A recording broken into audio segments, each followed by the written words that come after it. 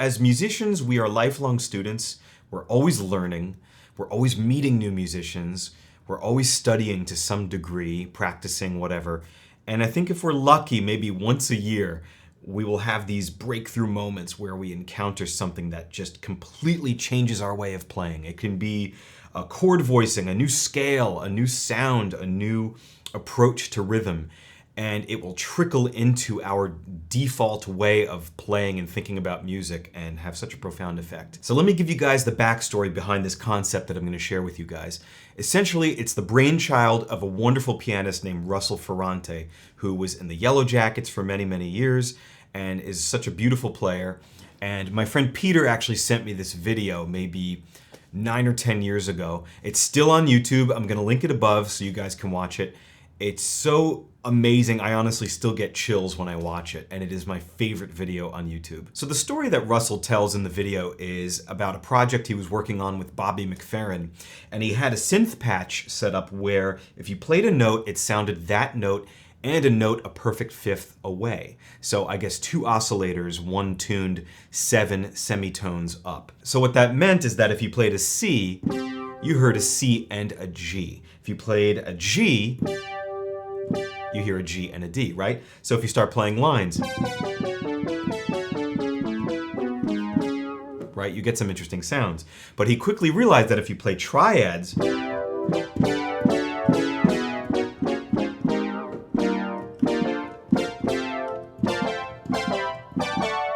you start getting some really interesting sounds, because essentially what you're doing is stacking 2 triads a perfect fifth apart, but without doing all of the work, right? The synth is doing it for you. So after discovering this and being inspired by the sound, Russell found a way to flesh this out on an acoustic piano in a very musical way. So here's how the technique works. Essentially what you're going to do, if we play a C major triad, we want to stack a triad that is a fifth above, which would be a G major triad like that. So that sounds like this. And the G is a shared note, right? So you don't really need to have your thumbs fighting. You can do this and have your left hand play 2 notes, or have your left hand play 3 notes and the right hand play 2. So you kind of get a C major 9 here, right? It is a G major triad stacked on top of a C major triad. But things get interesting when you start working with inversions. So what if I play C in first inversion, E, G, C? And then G major in first inversion as well. You get this. Very beautiful sound.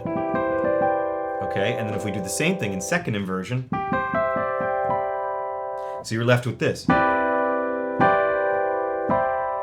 But interlocking your hands like that is not comfortable. So what he quickly realized is that when you go to the first inversion here, the G is a redundant note. You don't need 2 Gs. So if you get rid of this one in the left hand, you're left with this.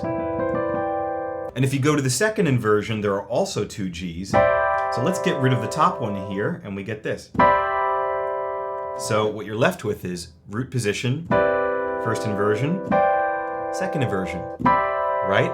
Just all 3 formations of stacking G over C. Really beautiful. I mean, when I first heard this, it blew my mind. So that little progression works beautifully in C major, right? Everything I played was a white key. Now, if we go up the C major scale, and then we ascend up the scale in triads, okay? So we're starting with a C major triad. We're gonna hit 3 major triads. Let me show you. So C is major, D is minor, E is minor, F is major, G is major, A is minor, B is diminished, right? So you have 3 possibilities: C major, F major, G major. So I already stacked G over C, right? So we talked about G major and C major. But what about F major? Well, the cool thing is that if you play an F major triad, and then you stack a C major triad on top of it, those are a fifth apart. It's the same thing as what I showed you a minute ago. So in the key of C, you not only have this beautiful G over C polychord that you can play, but we can do the same thing with C over F. Like that. Now it gets even better. We can actually connect these 2 stacks of triads that I showed you. So the first one, G major over C major in all 3 inversions, like that, and C major over F major in all three inversions. If I do this,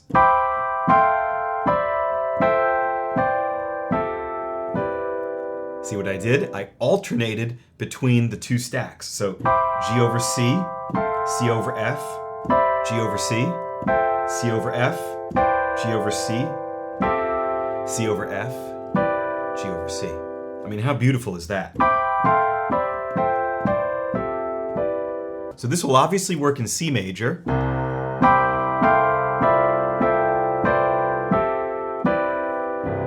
But it will work in A minor, of course, because that's the relative minor.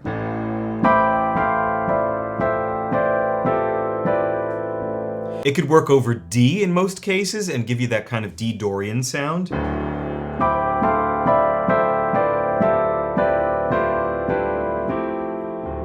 And it will work over G too.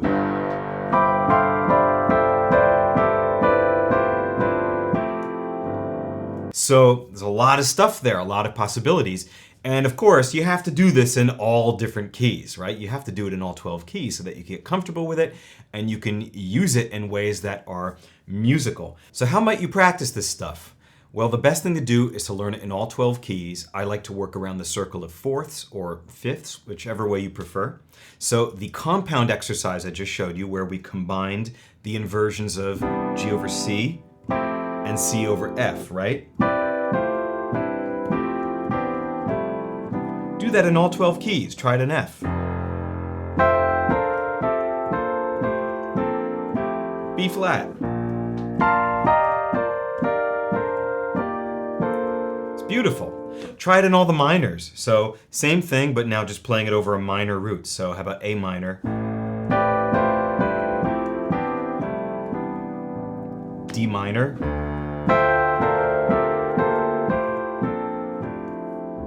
Right? Very cool. And it starts to become very, very inspiring, and all kinds of ideas that you've never thought of before are going to start flowing. So after learning this in all 12 keys, I think that you'll find that the walls will start to come down a little bit, the muscle memory will kick in, your ears will kick in, and you'll start to have a feel in terms of how to use this as it becomes part of your vocabulary and just what you do. So sometimes I'll just sit aimlessly and improvise with this and ideas will come out, maybe like this.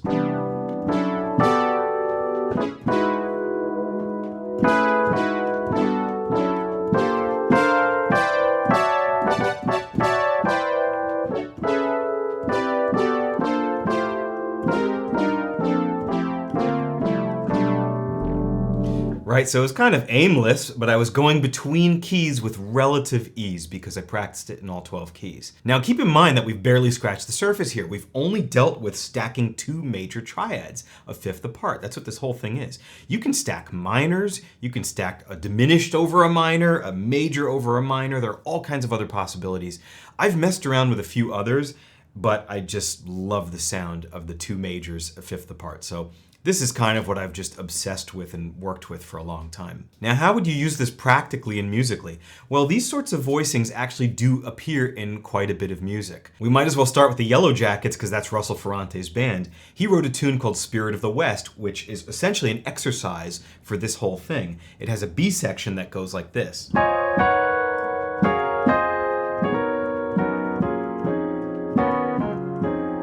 So you can hear how it might be used in a practical and musical application. So how could you use this in a jazz standard, for instance? If I'm comping underneath a soloist, right, on a tune like All the Things You Are, I could throw it in once in a while, maybe like this.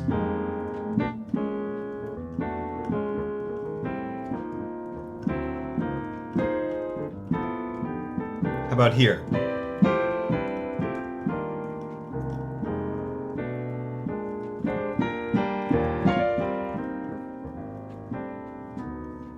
How about here? It's a G major resolution. That's kind of a cool place. Here's the bridge.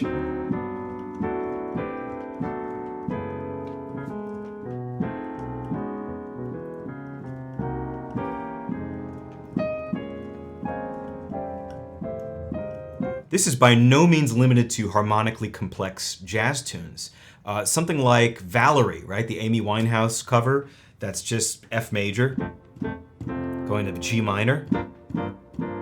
I remember playing this once and in the F major section doing something like this.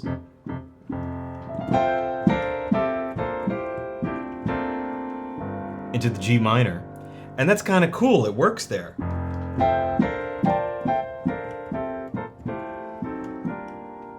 So that's a way you can use it. Let's take a song that I've taught on this channel, like If I Ain't Got You by Alicia Keys. There are a bunch of major and minor 7th chords in that tune, which would work well with this kind of thing. So let's see, G major 7, E minor 7, right? A minor 7. That's the chord progression. So if I'm playing it with a band, maybe I could do something like this.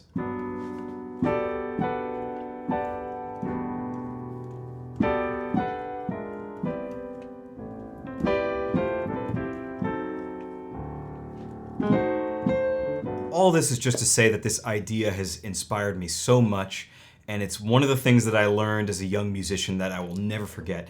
And I try to sort of inject it whenever musical into my playing in whatever setting that I can when it makes sense. So I hope you guys find it to be inspiring. I hope you practice it. I hope you love it. Don't forget to watch the Russell Ferrante video, which I will link and throw another card up here for so that you guys can see it. Anyway, that's it for today's video. I really hope you guys enjoyed. Don't forget to like and subscribe if you enjoy this, and I'll see you all in the next one.